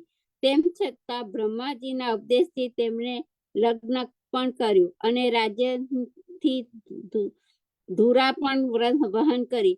પરીક્ષિત રાજા પૂછે છે, રાજાની લગ્ન કરવાની ઈચ્છા ન હતી છતાં તેમણે લગ્ન કર્યું અને ગૃહસ્થાશ્રમ ધર્મ સ્વીકાર્યો. પછી તેમણે ગૃહસ્થાશ્રમમાં રહીને પ્રભુપદની પ્રાપ્તિ રૂપી સર્વોત્તમ સિદ્ધિ કેવી રીતે પ્રાપ્ત કરી તે મને કહો. સુખદેવજી કહે છે, રાજન, ઘર ભક્તિમાં બાધારૂપ છે. ગૃહસ્થ સૌ કોઈમાં સ્વભાવ રાખી શકતો નથી. આ મારો અને આ પારકા, આ શત્રુ અને આ મિત્ર, એવો ભેદ ગૃહસ્થાશ્રમમાં મનની આવી વસે છે. આ બધી વાત સાચી, પરંતુ જો કોઈ ગૃહસ્થાશ્રમનું પાલન કરતો હોવા છતાં સર્વ પ્રત્યે સંભાવ રાખી શકે તો તેના માર્ગમાં, તેની મુક્તિના માર્ગમાં બાધારૂપ બનતું નથી. ભગવાન શ્રી કૃષ્ણ ગૃહસ્થાશ્રમી હતા, છતાં તેઓ સંભાવ અને સર્વાત્મા ભાવથી ગૃહસ્થાશ્રમ ધર્મનો નિર્વાહ કરતા હતા. મહાભારતના મહાવિનાશક યુદ્ધની શરૂઆત થતા પહેલા ભગવાન શ્રી કૃષ્ણની મદદ યાચના માટે કુરુક્ષેત્ર દુર્યોધન તેમને ઘેર ગયો. પાંડવો ધર્મથી વિશિષ્ટકાર બનીને ભગવાન જ્યારે દુર્યોધન પાસે ગયા હતા ત્યારે દુર્યોધને તેમનો તિરસ્કાર કર્યો હતો અને તેમને કારાગૃહમાં નાખવા પણ તૈયાર થયો હતો. તેમ છતાં યુદ્ધમાં તેમની મદદ માંગવા તે શ્રી કૃષ્ણને ઘેર ગયો અર્જુને તો શ્રી કૃષ્ણનો સખા, શ્રી કૃષ્ણનો બનેવી કુંતાફોઈનો દીકરો. શ્રી કૃષ્ણની મદદ યાચના તે પણ દ્વારિકા પહોંચ્યો. શ્રી કૃષ્ણે સંભાવનાને નાએ પહોંચ્યો. યોગેશ્વર હતા, તેમણે બંનેનો સત્કાર કર્યો. બંનેને મદદ કરવાની પોતાની ઈચ્છા પ્રગટ કરી. દુર્યોધને કહ્યું, શ્રી કૃષ્ણ પહેલા હું આવ્યો હતો, માટે આપે પહેલા મને મદદ કરવી જોઈએ. શ્રી કૃષ્ણે કહ્યું, હું તમને બંનેને મદદ કરીશ. એક પક્ષે મારી નારાયણની સેવા ની રહેશે અને એક પક્ષમાં નિશસ્ત્ર એવો હું રહીશ. દુર્યોધન, તું પહેલા આવ્યો છે તો પ્રથમ પસંદગીનો અધિકાર તારો. આ બેમાંથી તારે શું જોઈએ છે? દુર્યોધને વિચાર્યું, શસ્ત્ર અસ્ત્ર વગરના કૃષ્ણને લઈને હું શું કરીશ? મારે તો લડી શકે તેવા માણસોની જરૂર છે. શ્રી કૃષ્ણની નારાયણની સેવા કરતા વધુ સારી મદદ મને બીજી કઈ મળશે? તેને નારાયણની સેવા માંગી. ભગવાન શ્રી કૃષ્ણે દુર્યોધનને પોતાની નારાયણી સેવા આપી. આ રીતે દુર્યોધનને અને અર્જુનના સંભાવ રાખનાર ભગવાન શ્રી કૃષ્ણે ગૃહાશ્રમની હોવા છતાં સાચા સંન્યાસી ગણાય. રાજા પ્રિયવ્રત ગૃહાશ્રમમાં ધર્મમાં રહેલા અંતરાયોને સમાધાન હતા, તેથી તેઓ લગ્ન કરવા નહોતા ઈચ્છતા, પરંતુ બ્રહ્માજી તેમની પાસે પધાર્યા. બ્રહ્માજીએ રાજા પ્રિયવ્રતને કહ્યું, પ્રિયવ્રત, તું લગ્ન કર. લગ્ન કર્યા વગર વિકાર વાસનાનો ત્યાગ થઈ શકતો નથી. વાસનાના ભોગવીને વાસનાનો ત્યાગ કરી શકાય. થોડા વખત સંસાર સુખ ભોગવજે, ત્યાર પછી પરમાત્માનું આરાધન કરજે. બ્રહ્માજીએ કહ્યું, મેં આ બધું તને કહ્યું તે ભગવાનની આજ્ઞા છે એમ સમજજે. જે ભોગો ભોગવવા આપે તે ભોગો ભોગવવાથી ભક્તનું અહિત ન થાય. પ્રભુએ સુદામાજીને સંપત્તિ આપી અનેક ભોગો ભોગવવા છતાં સુદામાજીએ તેના પ્રત્યે આસક્તિ ન થઈ, તેમનું અહિત ન થયું. સંપત્તિ તેમના માર્ગમાં અવરોધ ન બની. સંપત્તિ મેળવીને અને ભોગો ભોગવીને પણ સુદામાજી ભગવાનને ન ભૂલ્યા. લગ્ન કરવા માટેની મારી આ સલાહ ભગવત આજ્ઞા છે એમ સમજી તું તેનું પાલન કર. બ્રહ્માજી દ્વારા થયેલી ભગવત આજ્ઞા પાળવી ને પ્રિયવ્રત રાજાએ વિશ્વકર્મા પ્રજાપતિની પુત્રી બ્રહ્મસમતી સાથે લગ્ન કર્યા. તેનાથી તેને 10 પુત્રો અને 1 પુત્રી થઈ. પુત્રોમાં સૌથી મોટો અગ્નિદ્રથ પ્રિયવ્રતને ભગવત આજ્ઞાનું પાલન કર્યું. ભક્ત ભગવાનને વશ રહે છે. મર્યાદા ભક્તિ અને ભગવાન ભક્તને વશ રહે છે. પુષ્ટિ ભક્તિ. પ્રિયવ્રત રાજાએ ઘરમાં રહીને ભક્તિ કરી. તેમણે 11 કરોડ વર્ષ સુધી રાજ્ય કર્યું. પછી ભોગોનો વૈરાગ્ય છતાં તેમણે પોતાના 7 પુત્રોને 7 દ્વીપમાં રાજ્ય આપ્યા. અંતે તેઓ પોતાના ગુરુ નારદજીને શરણે ગયા. ગુરુદેવની કૃપા વડે શિષ્યનું કલ્યાણ થાય છે. ગુરુ કૃપાથી રાજા મુક્ત થાય. પ્રિયવ્રતને મોક્ષ મળ્યો. પ્રહલાદજીના ઘરમાં રહીને મુક્તિ પામ્યા હતા. ભરતજી વનમાં જઈને ભવાટવીમાં અથડાયા. પ્રહલાદ ઘરમાં રહીને પવિત્ર અને સદાચારી જીવન કર્યું અને પ્રતિકૂળ પરિસ્થિતિમાં પણ તેમને ભક્તિ કરી. તેઓ ભગવત પરાયણ જીવ જીવ્યા, અંતે મુક્તિ પામ્યા. તેથી ઉલટું ઘર ભક્તિ અને મુક્તિમાં બાધારૂપ છે એમ માની ભરતજી ઘર છોડી વનમાં ગયા તો ત્યાં પણ ભક્તિ ન કરી શક્યા. ઘરમાં રહીને ભક્તિ કરવી હોય તો પ્રહલાદનો આદર્શ નજર સમક્ષ રાખો. વનમાં જઈને ભક્તિ કરવા ઈચ્છનારને ભરતનું જીવન નજર સમક્ષ રાખવી ભક્તિ કરવી. ભરતજીની કથા હવે પછી કહેવાશે. રાજા પ્રિયવ્રત અંતે મોક્ષ પામ્યા. તેમને પછી અગ્નિવ્રત રાજા ગાદી પર આવ્યા. તે વનમાં તપ કરવા ગયા. તેમના તપમાં વિઘ્ન કરવા માટે પૂર્વીચિત નામની અપ્સરા આવી. ચિત્તમાં રહેલી પૂર્વ જન્મની વાસના એટલો પૂર્વચિત. જીવ પોતાના પૂર્વ જન્મમાં અનેક પ્રકારની વિષય સુખો ભોગવે છે. પોતે પોતાના પૂર્વજન્મમાં ભોગવેલા એ બધા વિષય સુખો તેને પોતાના બીજા જન્મમાં યાદ આવે છે. પૂર્વજન્મ માં ભોગવેલા વિષય સુખો બીજા જન્મમાં સૂક્ષ્મ વાસના રૂપે તેના મનમાં રહે છે. પૂર્વની એ વાસના જલ્દી છૂટતી નથી. પૂર્વજન્મની એ વાસના એટલે જ પૂર્વચિત. પૂર્વચિત એટલે પૂર્વજન્મના સંસ્કારો. આ જન્મમાં માણસ વાસનાથી વિરક્ત રહેવા પ્રયત્ન કરે છે, છતાં તે તેના પૂર્વજન્મની વાસનાનું સ્મરણ થાય છે. પૂર્વચિતમાં તે ન ફસાય તો તેને જલ્દી મોક્ષ મળે છે, અને જો તેમાં ફસાઈ જાય તો પુનઃ વાસનામય જીવન જીવવાનું શરૂ થઈ જાય છે. અગ્નિદ્રથ રાજા પૂર્વચિતમાં ફસાઈ ગયા. નગરમાં આવ્યા, પરણ્યા, વિષય ભોગ ભોગવ્યા. તેમને 9 દીકરા થયા. તેમાં નાભી નામના તેમનો પુત્ર બહુ સાત્વિક પ્રકૃતિનો થયો. રાજા પ્રિયવ્રત મોક્ષ રૂપે છે. અગ્નિદ્રથ રાજા કામરૂપ છે. અગ્નિદ્રમાં આધિભૌતિક અને આધ્યાત્મિક કામ હતો. તેમણે 10 કરોડ વર્ષ વિહાર કર્યો અને આધિભૌતિક તથા આધ્યાત્મિક બંને પ્રકારના કામ સુખ ભોગવ્યા.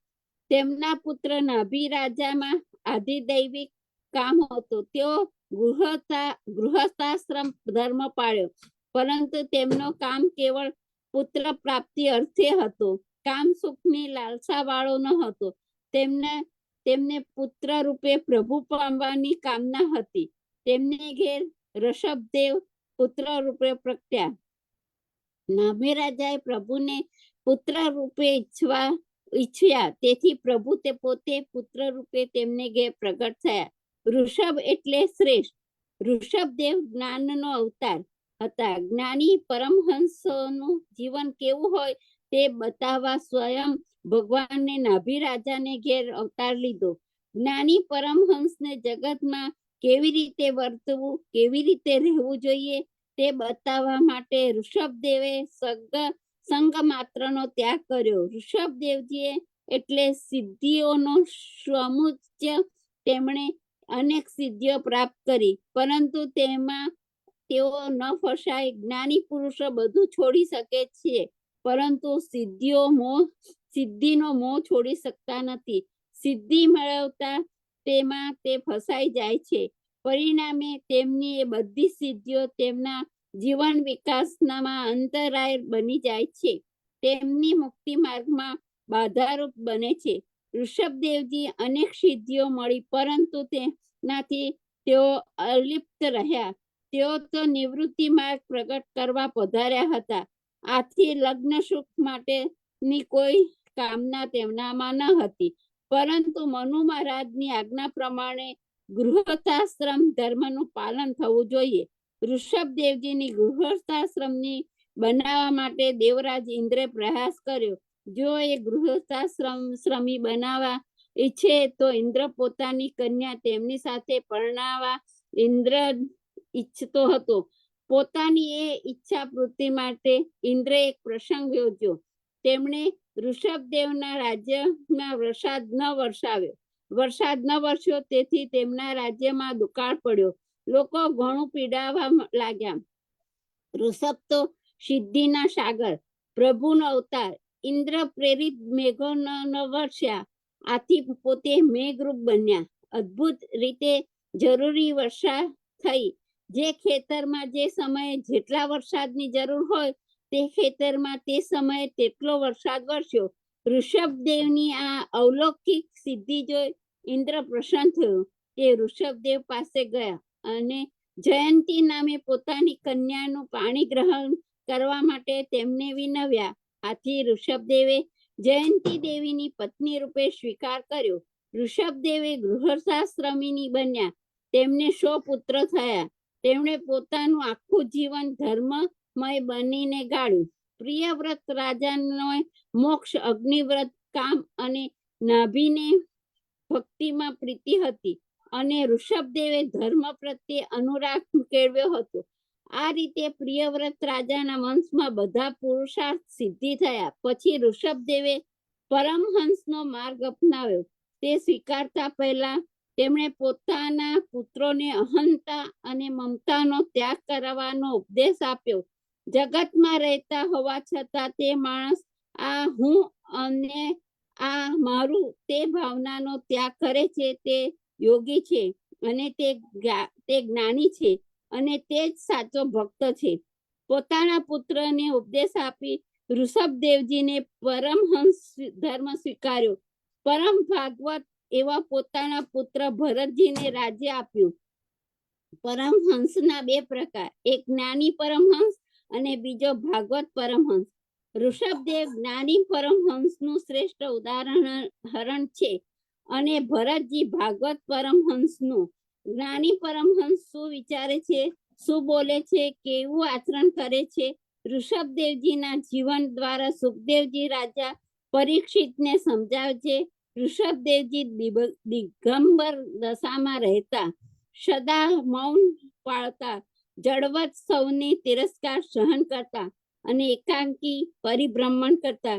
તેમનું શરીર અતિ સુકુમળ હતું, છતાં તેઓ અજગર વ્રત પાલન કરતા. પોતાની મેળે જે આવી મળે તેનો આહાર કરવા, તેનું નામ જ અજગર વ્રત. બસ. જય શ્રી કૃષ્ણ. હવે હું જો નીચેના સારા એ વાંચી કાઢું છું. સ્ત્રી સંગ કામ સંગ નથી, સત્સંગ છે. પ્રભુ પાસે એવી સ્ત્રી માંગો કે જે તેમનું પ્રભુ તરફ જવામાં મદદરૂપ બને. પથારીમાં સૂતા પછી 4 મિનિટમાં ઊંઘ ન આવે તો ઉઠી જજો. ઊંઘ નહીં આવે તો જીવ કામસુખનો વિચાર કરવા લાગશે. પુસ્તકોની પાછળ પડનાર પંડિત કહેવાય. ભક્તિભાવથી પ્રભુની પાછળ પડનારને સંત કહેવામાં આવે છે. મંદિરમાં કરેલું નાનું એવું પાપ કૃત્ય મહાપાપ બની છે.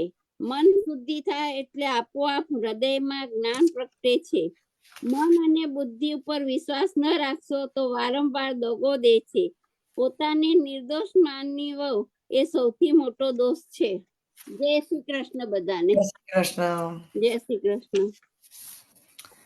આપણે ગીતાજીનું પારાયણ કરીશું. શ્લોક 18મા ચેપ્ટરમાં શ્લોક નંબર 21. નીરુ આંટી. જય શ્રી કૃષ્ણ. જય શ્રી કૃષ્ણ.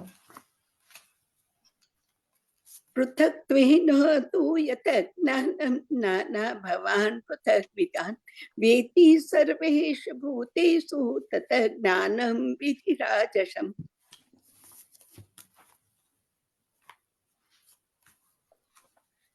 અનુવાદ. જે જ્ઞાનથી મનુષ્ય જુદા જુદા શરીરોમાં જુદા જુદા પ્રકારના જીવ જુએ છે તે જ્ઞાનને તું રજોગુણી જાણ. ભાવાર્થ. એવી ધારણા કે ભૌતિક શરીર જ જીવાત્મા છે અને શરીરનો વિનાશ થયે ચેતના પણ નષ્ટ થઈ જાય છે તે જ્ઞાન રાજશ્રી છે. આ જ્ઞાન પ્રમાણે એક શરીર બીજા શરીરથી ભિન્ન છે કારણ કે તેમાં ચેતના ભિન્ન રીતે વિકસે છે. અન્યથા ચેતનાને વ્યક્ત કરનાર જુદો આત્મા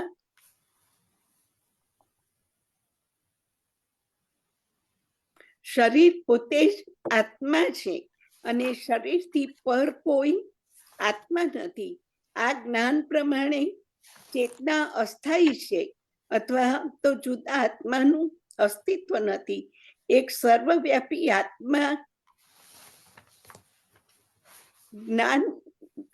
છે જે જ્ઞાન સભર હોય છે અને આ શરીર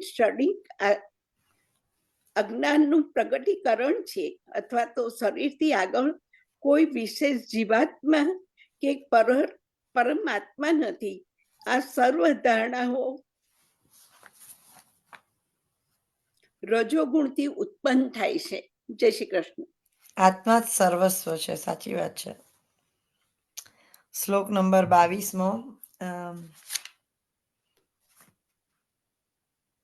કલ્પનાબેન. કલ્પના શાહ. જય Shri Krishna. Are you there?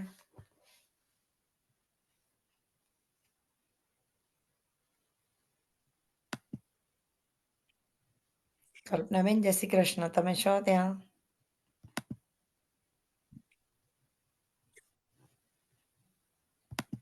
Yeah, you there. Can you unmute yourself, Jai Shri Krishna, Kalpanaben? Okay. Yes. શ્લોક નંબર 22મો, અધ્યાય 18. યત્તુ કૃતસ્તન વદે કસ્મિન કાર્યે સપ્તમહેતુકમ અતત્વાર્થ બદલ્યમ ચ તત્તામ સમુદાયિતમ. બધું બહુ એ છે પેલો એનો અનુવાદ છે. અને તે જ્ઞાન તામસી કહેવાય છે કે જેનાથી મનુષ્ય અતિ તુચ્છ એવા કોઈ પણ પ્રકારના કાર્યને સર્વે સર્વા માનીને તથા સત્યને જાણ્યા વિના તેમજ આસક્ત રહે છે. એનો ભાવાર્થ છે, સામાન્ય મનુષ્યનું જ્ઞાન હંમેશા તામસી હોય છે, કારણ કે દરેક બદ્ધ જીવનમાં દરેક જીવાત્મા તમોગુણમાં જન્મે છે. જે મનુષ્ય અધિકૃત પ્રમાણોથી અથવા શાસ્ત્રોક્ત આદેશોથી જ્ઞાનોપાર્જન નથી કરતો, તેનું જ્ઞાન શરીર પૂરતું જ સીમિત રહે છે. તેને શાસ્ત્રોના આદેશો પ્રમાણે કાર્ય કરવાની પરવા રહેતી નથી. તેને માટે તો પૈસો એ જ પરમેશ્વર હોય છે અને જ્ઞાનનો અર્થ હોય છે. શરીરની માંગણીઓની સંતુષ્ટિ પણ હોય છે. આવા જ્ઞાનનો પરમ બ્રહ્મ સાથે કોઈ સંબંધ હોતો નથી. તે તો ઘણું ખરું સાધારણ પશુના જ્ઞાન જેવું હોય છે. એટલે કે આહાર, નિંદ્રા, ભયથી રક્ષણ તથા મૈથુનનું જ્ઞાન. આવા જ્ઞાનને અહીં તમોગુણની ઉત્પત્તિ તરીકે વર્ણવ્યું છે. બીજા શબ્દોમાં આ શરીરથી પર આત્મા વિશેના જ્ઞાનને સાત્વિક કહે છે. જે જ્ઞાનથી દુન્યવી તર્ક તથા ચિંતન દ્વારા વિવિધ પ્રકારના સિદ્ધાંત તથા વાદ ઉત્પન્ન થાય છે, તે રાજસી છે. અને શરીરને સુખ સગવડમાં રાખવા સંબંધી જ્ઞાન તામસી કહેવાય છે. ત્રણ જાતના જ્ઞાન કહે છે, સાત્વિક, તામસી અને Rajsi. રાજ. હા, Thank you. Jai Shri Krishna. જય શ્રી કૃષ્ણ. શ્લોક નંબર 23મો, લલિતાબેન. હા, જય શ્રી કૃષ્ણ બધા કૃષ્ણ. વૈષ્ણવોને નવા વર્ષના. જય શ્રી કૃષ્ણ. જય Happy New Shri Year. Krishna. Happy new year. Okay, અધ્યાય 18મો અને શ્લોક 23મો. નિયતમ સંગરહિતમ અરાગ દ્વેષતઃ કૃતમ અફલ પ્રેપ્સુના કર્મ યત તત સાત્વિકમ ઉચ્યતે. એનો અનુવાદ છે કે જે કર્મ નિયત થયેલું છે અને જે આસક્તિ, રાગ કે દ્વેષ રહિત છે, એ ઈચ્છા રાખ્યા વગર કરવામાં આવે છે, તે સાત્વિક કહેવાય છે. વિભિન્ન આશ્રમો તથા સમાજના વર્ણનના આધારે શાસ્ત્રોમાં નિયત વ્યવસાયિક કર્મ જે નિષ્કામ ભાવે અથવા સ્વામિત્વના ભાવ વિના અને તેથી રાગ દ્વેષથી રહિત થઈને પરમેશ્વરને પ્રસન્ન કરવા માટે આત્મતૃપ્તિ વિના કૃષ્ણ ભાવના અમૃત યુક્ત થઈને કરાય છે, તેવા કર્મ સાત્વિક કહેવાય છે. જય શ્રી કૃષ્ણ. જય શ્રી કૃષ્ણ.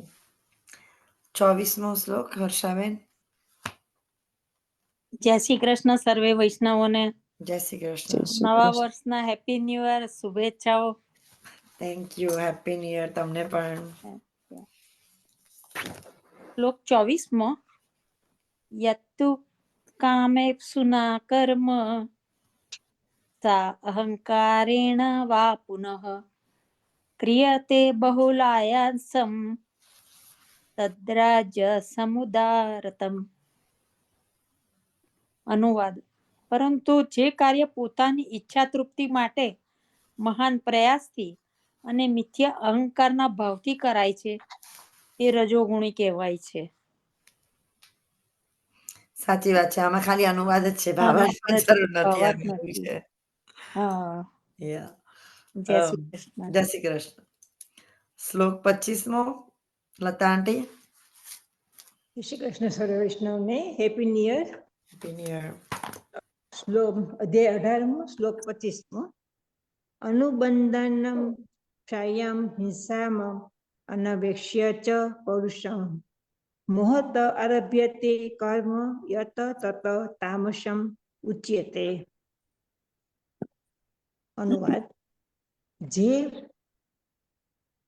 જે કર્મ મોહવશ શાસ્ત્રોક્ત આદેશોની અવગણના કરીને અને ભાવિ બંધનની પરવા કર્યા વિના અથવા હિંસા કે બીજાને દુઃખ આપવા માટે કરવામાં આવે છે તે તામસી કહેવાય છે. સાચી વાત છે. બહુ સાચી વાત છે. કોઈને દુઃખ કશું સારું ના થાય તો કઈ નહીં, પણ દુઃખી તો નહીં જ કરવા. બહુ સાચી વાત. મનુષ્યને ભાવાર્થ મનુષ્યને પોતાના કર્મોનો હિસાબ રાજ્યને અથવા યમદૂત નામના પરમેશ્વરના દૂતોને આપવો પડે છે. આ પણ સાચું છે. સમજતા નથી આપણે. જવાબદારી વગરનું કર્મ વિનાશકારી છે, કારણ કે આનાથી શાસ્ત્રોક્ત આદેશો નષ્ટ થાય છે. તે ઘણું ખરું હિંસા પર આધારિત હોય છે તથા અન્ય જીવોને દુઃખદાયક હોય છે. આવું બેજવાબદાર કર્મ પોતાના સ્વાનુભવના આધારે કરાય છે. આ મોહ કહેવાય છે. અને આવા બધા મોહગ્રસ્ત કર્મ તમોગુણના પરિણામે થતા હોય છે. જય શ્રી કૃષ્ણ. સાચી વાત છે. જે ભગવાનના સુખના વિશે ન વિચારે અને પોતાની કન્વિનિયન્સી પ્રમાણે વિચારે ને કરે એ બધા તમો ગુણના. જય શ્રી કૃષ્ણ. જય શ્રી કૃષ્ણ. આપણે શ્લોક નેક્સ્ટ ટાઈમે બીજા શ્લોક આગળ વધારીશું. આજે આપણે ભાવગીત કોઈને ગાવાનું છે. આઈ થિંક રશ્મિબેન ગાવાના છે ભાવગીત. તો રશ્મિબેન, જય શ્રી કૃષ્ણ.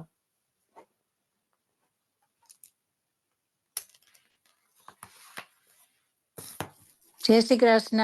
જય શ્રી કૃષ્ણ. નવા વર્ષના હેપી ન્યુ યર બધાને. જય શ્રી કૃષ્ણ.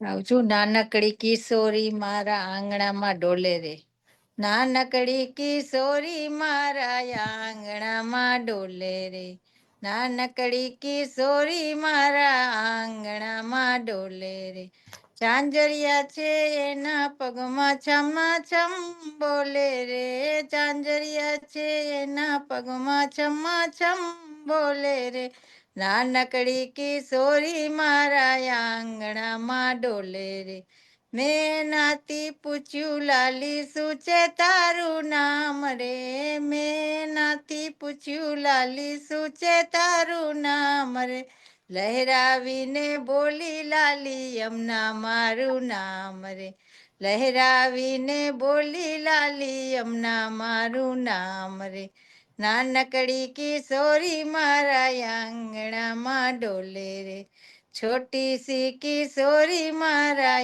આંગણામાં ડોલે રે, મેં નાતી પૂછ્યું લાલી ક્યાં છે તારો વાસ રે, મેં નાતી પૂછ્યું લાલી ક્યાં છે તારો વાસ રે, ચકરડીની જેમ પરીને બોલી ધામ મારું વ્રજધામ રે, ચકરડીની જેમ પરીને બોલી ધામ મારું વ્રજધામ રે, નાનકડી કિશોરી મારા આંગણામાં ડોલે રે, છોટી સી કિશોરી મારા આંગણામાં ડોલે રે, મેં નાતી પૂછ્યું લાલી શું છે તારું કામ રે, મેં નાતી પૂછ્યું લાલી શું છે તારું કામ રે, મારા ભક્તોને હું પાર ઉતારું એ છે મારું કામ રે, મારા ભક્તોને હું પાર ઉતારું એ છે મારું કામ રે, નાનકડી કિશોરી મારા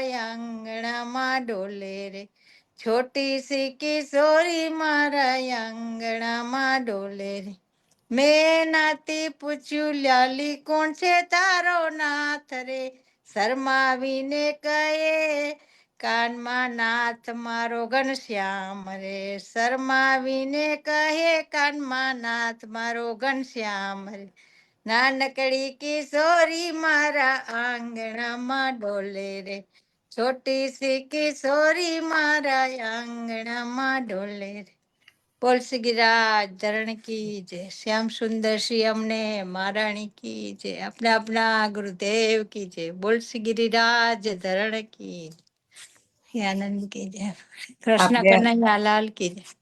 આપણે ઓનલી આપણે જ્યારે સત્સંગમાં હોઈએ ત્યારે એ જ કહેતા હોઈએ છે કે આપણે એ નથી કહેતા હોતા કે अपने ગુરુદેવ કીજે, કારણ કે આપણા બધાના ગુરુ એક જ છે. તો એટલે આપણે એ નહીં કહીએ, પણ આપણે કૃષ્ણ કનૈયાની ડેફિનેટલી જય બોલાવીશું. બીજા કોઈને ગાવું છે? કૃષ્ણ કનૈયા. આઈ થિંક મારે ગાવું છે? હા, ગો હેડ લલિતાબેન. જય શ્રી કૃષ્ણ. જય શ્રી કૃષ્ણ, જય શ્રી કૃષ્ણ.